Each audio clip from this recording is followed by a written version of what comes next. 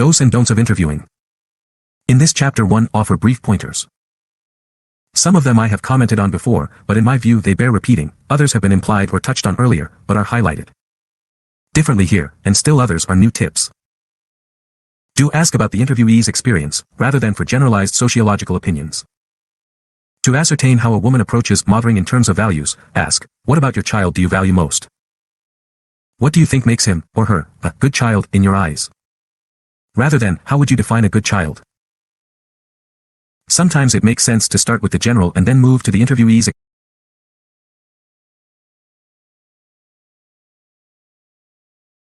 Sometimes it makes sense to start with the general and then move to the interviewee's experience, but too often in qualitative research, interviewers do not move past generalizations about experience. When an interviewee offers a generalization, always inquire about how this is experienced in a personal way. Don't expect consistency.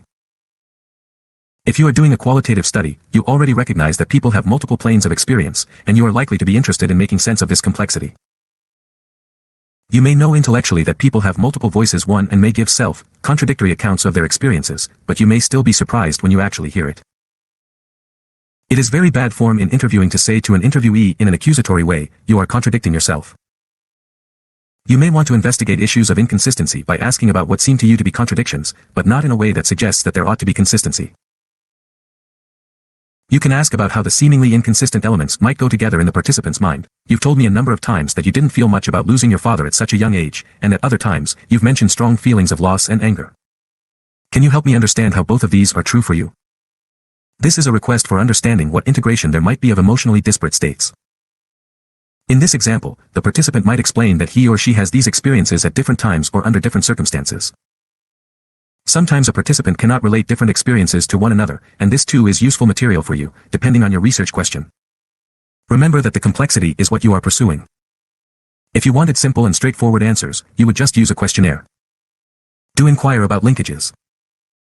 Sometimes it may seem that a participant is changing the subject, talking about one thing and then switching to a story about something else. Given that the mind associates what goes together, your task at such times is to understand the connection. You might ask, when the second topic runs its course, can you tell me about how these things are linked for you? You were talking about X and then began telling me about Y, and I am wondering how you connected these things in your mind. Do track carefully and ask about what you don't understand. Sometimes novice interviewers shy away from letting interviewees know that they don't understand some part of what is being told to them. This is always a mistake. Ask about what you can't follow. You can say something like this, I'm afraid I'm a bit confused here, and I want to go over this again to try to understand better. It is important to own responsibility for not following, rather than to imply in any way that the interviewee is telling the story in a confusing way. If you get a response like, I'm sorry, I wasn't clear, you are somehow subtly implying that it is the interviewee who is not meeting your expectations. Many interviewees who get caught up in a memory, especially of a time that is marked by strong mixed feelings, jump ahead in their own minds and omit important details that would make their story make sense. Consider this example from a study of work-family balance in men. Phil, the schools closed because of a snow emergency, and I knew I wouldn't get to work on time, if at all. My wife had a meeting that day she couldn't miss. Even if my coworkers were fine with my not coming in, which they typically were, I felt bad, because I felt like I was letting people down, and I don't do that well. So the choice was to be here with my kids and be resentful, to a certain extent, that I had to be here with them, which wasn't their fault. You know, it wasn't their fault they were 7 and 6 and needed adult supervision. So I called around to find someone to be with them, but couldn't find anyone. I knew that there was important stuff happening that day. So then I went to the office. Interviewer, I'm confused here. So you went to your office leaving your kids at home alone? Paul, no, I took them with me for a few hours. But they were bored after a short time, and I didn't get much done. It is probably Paul's anguish over this choice that leads him to tell this story with such a non sequitur ending, and it is important for the interviewer to say she is confused and to clarify what is confusing. Do pay special attention to imagery. If a participant offers an image or a metaphor in the narration, pay special attention to it by repeating it in an inquiring tone or asking for more thoughts about it. Images and metaphors reveal experiences that are not easily rendered in linear speech. For instance, here is a woman from my identity study talking about a period of transition. Lydia, it was a time of emerging. I felt like a butterfly. Interviewer, tell me more about the butterfly. Lydia, it was joyous. I felt like I had wings and could fly. I was breaking out of a cocoon. I had been living in Hawaii, and everything seemed possible. You know. Before, I was doing all the things I was expected to do, but now I could pick where I would go. There were so many gardens to explore. Don't ask hypothetical questions. Questions like, how do you think you would have felt if such and such had happened? Do not produce useful material. The purpose of a qualitative interview is to learn about what did happen or what was felt or experienced or hoped for. For example, this segment is part of an interview in a class exercise about people's relationships to animals. The interviewer has asked about pets, but the interviewee does not have a pet. Note what happens when the interviewer tries to pursue a hypothetical question. Interviewer, if you would have a pet, if your life was organized in a way that a pet would fit in, what sort of pet would you choose to have? Participant, well, I don't think I would have a pet. But if pressed, I'd rather just babysit other people's pets. I don't really think I want a pet. I'd take care of a dog. Interviewer, a dog. Participant.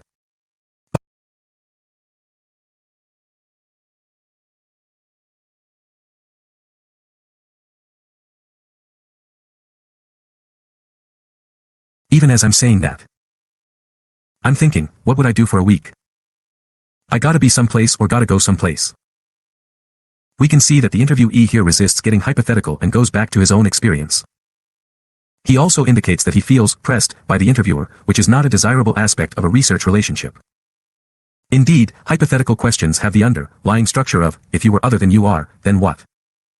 Don't make judgments.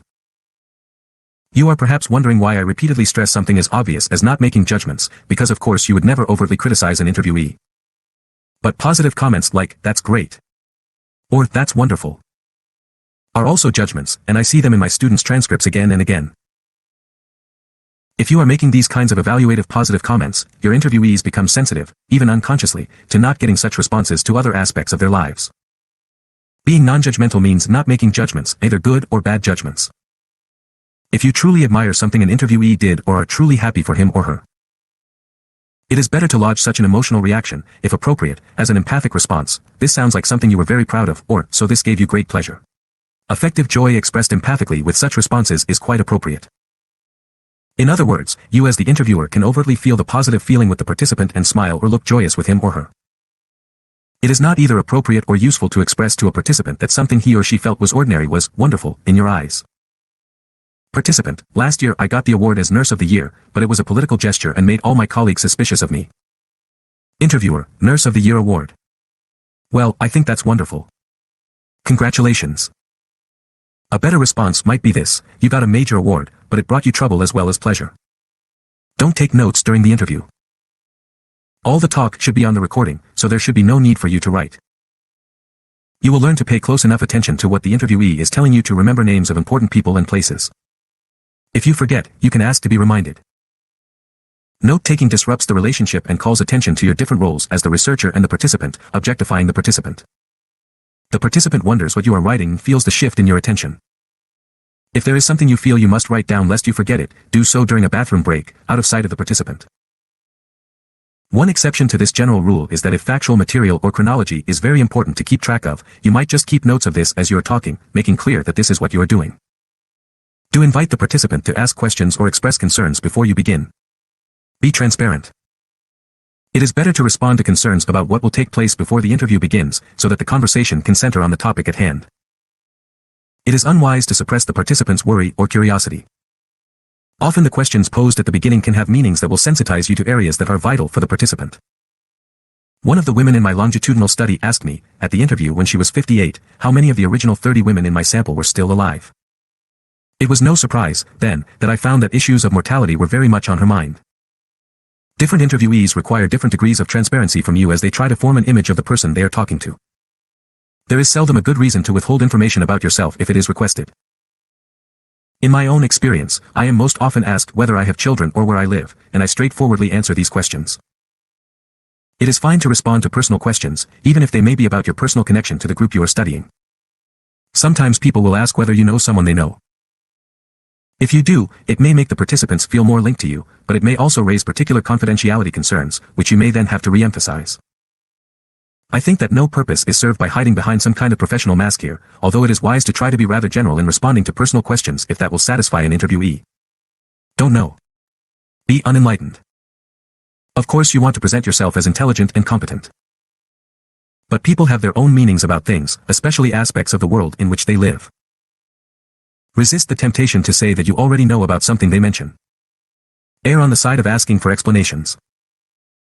You can always say, I've heard something about, e.g., the Rotary Club, but it would help me understand if you would explain to me its significance to you.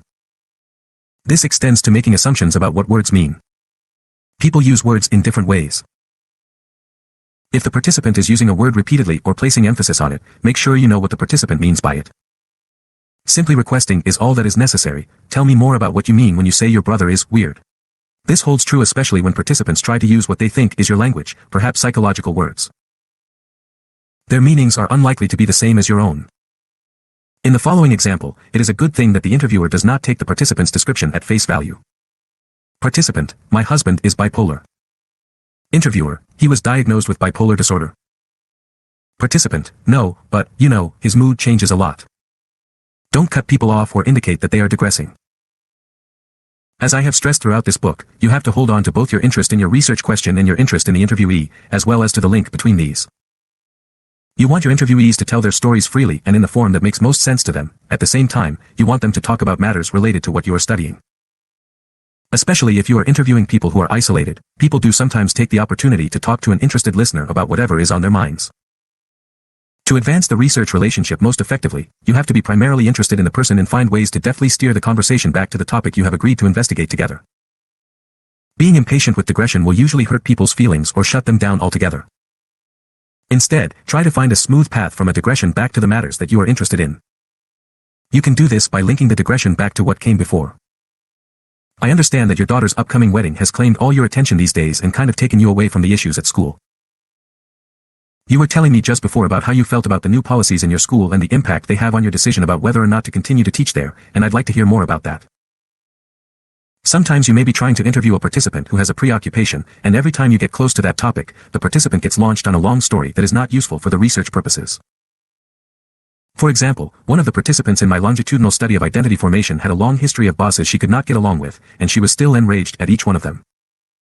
She wanted to tell me in great detail about all of her grievances, and I had already understood well her sense of being misunderstood, misjudged, and mistreated. She had narrated 3 very lengthy, well-detailed accounts, so I had this material if I wanted to make use of such stories in their fine points. By the time she launched into her 4th such story, I commented that I understood that she had this experience quite a few times, and that I understood that this was very frustrating and painful for her. Then I said that perhaps we could now move to another area of her life, perhaps one in which she felt some success or satisfaction. Fortunately, after that, she was able to refer to these difficult work situations without getting immersed in them again, perhaps because she felt that I indicated that I understood how it was for her. Don't ask questions out of curiosity unrelated to the research question you have defined. Sometimes participants mention something that is of general interest to you but unrelated to the question you have agreed to talk about. A participant's agreement to talk to you about the topic, unless you have agreed to talk about a whole life history, does not give you license to ask them any question that comes to your mind just because you feel curious. In other words, maximal curiosity about a participant's experience in relation to your research question is highly desirable in qualitative research. Idle curiosity is impertinent. Here is an example from a study of parents of medically challenged infants. Participant, we had excellent doctors who paid close attention to our son's problems. I think that my father being famous in this town helped get us the best possible doctors. But still we had to deal with the nightly care every 2 hours, never getting enough sleep ourselves, and the constant anxiety about whether he'd still be alive the next morning. It suddenly dawns on the interviewer that his participant is the daughter of a well-known former football player. Interviewer, oh, is your father? I used to watch him play. He was amazing. What was it like to grow up as his daughter? This was out of bounds and likely to derail the interview, which was not focused on the participant's experiences of growing up in her particular family circumstances.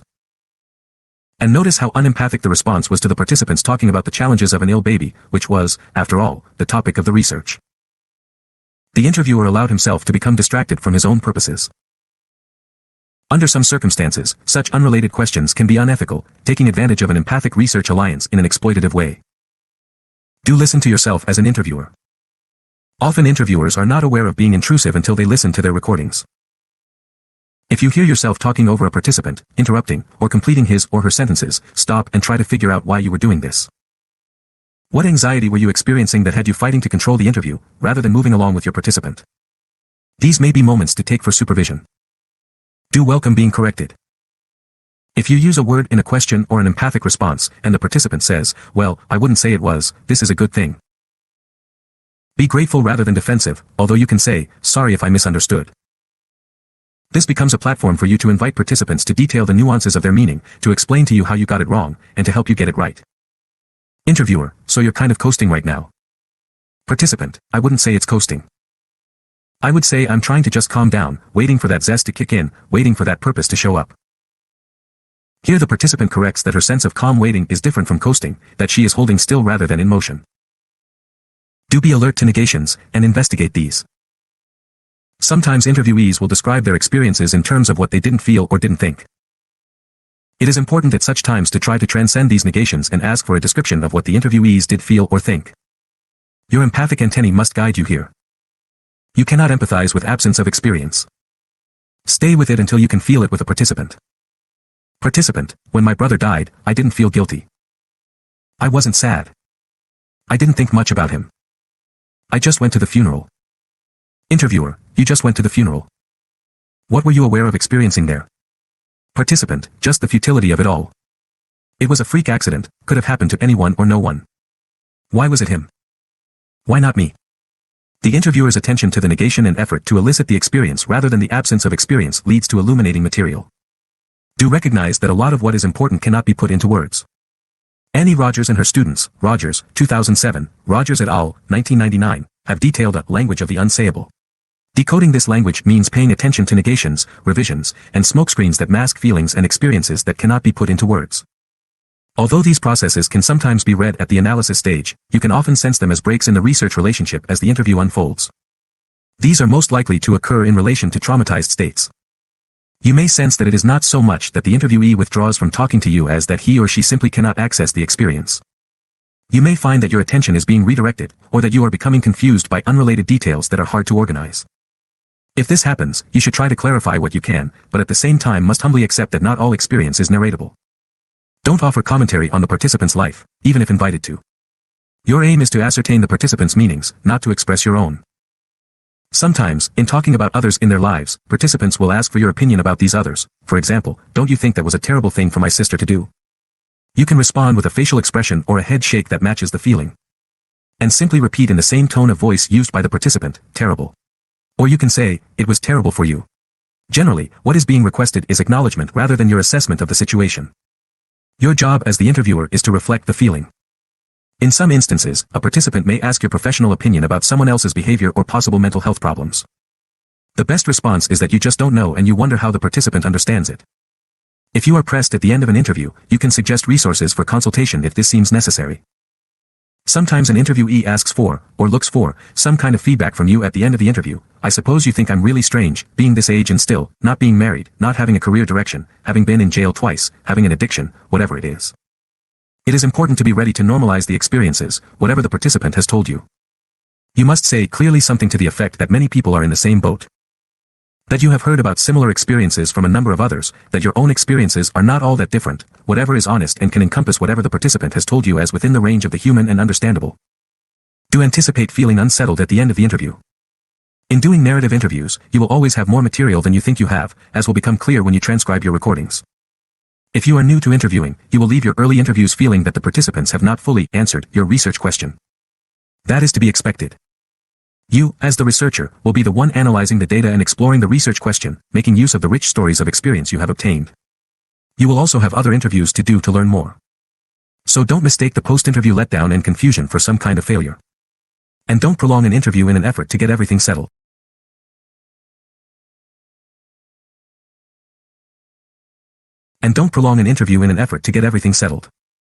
If you are interviewing a person in distress, you may find yourself shaken by the interview. Many qualitative researchers report crying on the way home from an interview because they are filled with another person's suffering. Granick, 2011, Gilbert, 2001. You can hope that your research may contribute to alleviating this suffering, not perhaps for your participant, but for others in the long run. Do ask participants about their experience of their interviews. Asking participants how they have experienced their interviews is an effort to continue, in Michelle Fine's 1994 phrase, to work the hyphen of the self-other divide by talking about how we are interrelated to and with our participants. Simply asking, how has talking to me like this been for you? is a way of reflecting together on the dynamics of the research relationship and may yield important material. Do express your gratitude and say goodbye. By the end of the interview, there may be a sense of an intimate bond between you, but you do have to say goodbye. This is especially difficult with a participant who is isolated or lonely, but you cannot promise a continuing relationship. Here you can reiterate your role as a researcher, but indicate that the interaction has been meaningful to you and that you will continue to think about the participant. You may offer to send a copy of the results of your study if the participant wishes to have it. You may ask for permission to call if there turn out to be things on the recording that puzzle you. You offer your good wishes. The sadness of parting will pass for both of you. It is important to tell the participant how much you have appreciated his or her openness and honesty, and how much you have learned from him or her. Do practice. Work with a group of others who are learning interviewing skills, and do some role plays. Give and receive feedback. Pay attention to how present you, and others, are in engaging with your participants. Talk about moments of being out of contact, and discuss what created them. I cannot stress enough how important practice is. Interviewing is not a skill that people are born with, you have to give yourself opportunities to learn. You can also practice empathic responding while talking to your friends, they will begin to think of you as a great listener. Do report the context and nature of the interview when you write about your findings. Both what and how you ask shape the material. All too often, after carefully attending to the interview dynamics, researchers simply report their findings from interviews as though the material was somehow just there and they retrieved it.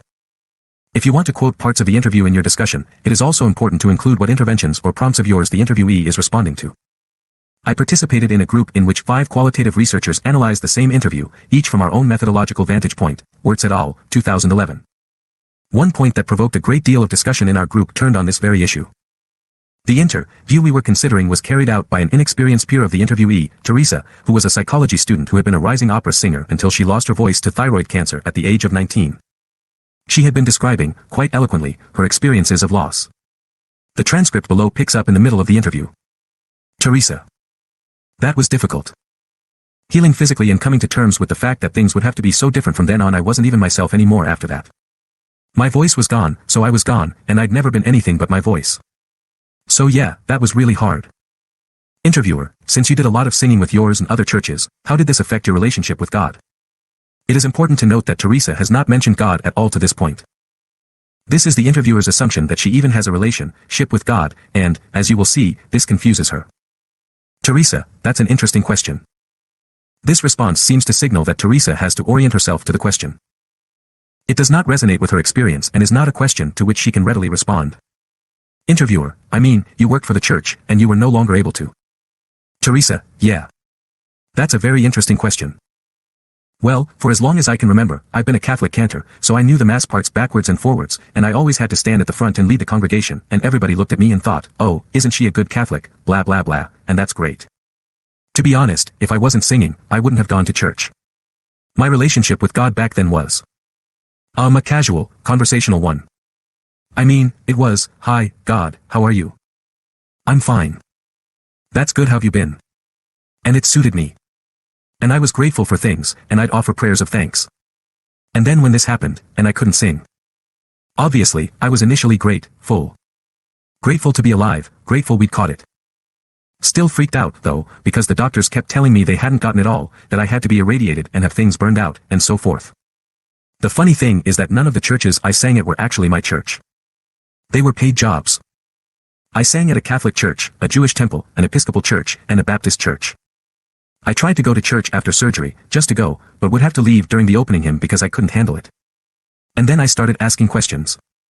Not so much questioning God, but questioning religion in general. I got into studying East Asian philosophies, I got into studying all kinds of religious systems and beliefs. And I came to the conclusion that my relationship with God, as far as I'd always known it, was very much centered on my voice and being able to sing. And it was very real to me. Singing was my prayer. That was my connection. That was my big gift. I was a fat kid with no friends for as long as I could remember. But I could sing. That was the in for me. When I lost that, I lost my connection with God, I lost all my friends, I lost my calling in life, I lost my passion in life, I lost my trump card. The thing that was going to get me out of being that fat kid with the oppressive dad, and whatever. That was going to be my ticket out. I lost my ticket. So I lost my connection to God. Gone. I began to understand things in a very logical, philosophical way, and I took to logic because passion hurt too much. Because music was passion for me. If I had a problem in life. Seriously. I would sing. That's how I fixed it. Always. And I've had problems. Because I'm lucky like that. But I couldn't sing, even though things would happen. Like, if I was dating a guy. And it wasn't like I would just date a guy. I would date a guy who'd beat me up. I was good like that. If I could sing, that would go away for me. Yeah. Couldn't sing. That was bad. Eventually, as my voice started trying to come back, I realized. I wasn't angry at God. I just really didn't think there was a God working on things for me out there. I don't have any animosity towards religion, nor do I have any judgments on people who have religious beliefs. I respect spirituality, I believe myself to be spiritual. Yet I can't say that I now adhere to any one given faith. Qualifiedly agnostic, you could say. I'm open. If the deity of choice wants to zap me and give me a moment of epiphany, I'm fine with that. But as of yet, it hasn't occurred, to my knowledge. I'm waiting for whatever. In the meantime, I'll keep reading my Lao Tzu, and my Bhagavad Gita, and my Quran, and my Book of Mormon. I've got an interesting collection at home. But I keep myself abreast of the thoughts out there, and I think about it a lot. I do feel that spirituality is a big part of what I do, like in my writing, my music now, yeah. A huge part of it. I'd rather think of how I live and how much I live, though, rather than whether or not a greater being. Is there a God I'm giving it all up to? No, I don't feel that way. I feel that, honestly, if there's a God, and I end up in heaven, the first thing I'd like to hear is, okay, you were wrong, I exist. But it's okay. I think that, if there is a God, he'll totally understand where I'm coming from. I think he'd be okay with it. Teresa worked very hard to put her spiritual beliefs in terms she thought her interviewer, who seemed evidently to have another idea about God, could understand. If we read this excerpt carefully, we see that Teresa was in dialogue with the interviewer's assumption that his conception of God was the same as her own, and she was working to disabuse him of this idea. At the point of analysis, we must understand her narration in this context. In other words, she was explaining her relationship to God in some kind of opposition to what she thought her interviewer was taking for granted. We can strongly suspect that her narration would have been quite different if the interviewer had asked her how her loss affected her spiritual beliefs or her sense of her place in the universe. Teresa might then not have spoken about God at all. Gary Gregg, 2006, in his study of deep structures of identity, uses his reflections on the interview in a useful way. The interview has a jumpy quality that renders Mr. Baroro's views unervingly incomplete and inconsistent. The researcher's questions cause some of this, but Mr. Baroro also shifts continually among the groups he contrasts as heavier and lighter drinking, and thus among the qualities he imputes to his group of traveling trouble-shooters, pages 65 to 66. Note here how Gregg uses his evaluation of the structure of the interview as part of his analysis and also assigns appropriate responsibility to the interviewer. At least letting his readers know that he has paid attention to what part of the interview material may have been a function of the interviewer. Reports on interview data must consider the relational context in which the material was obtained.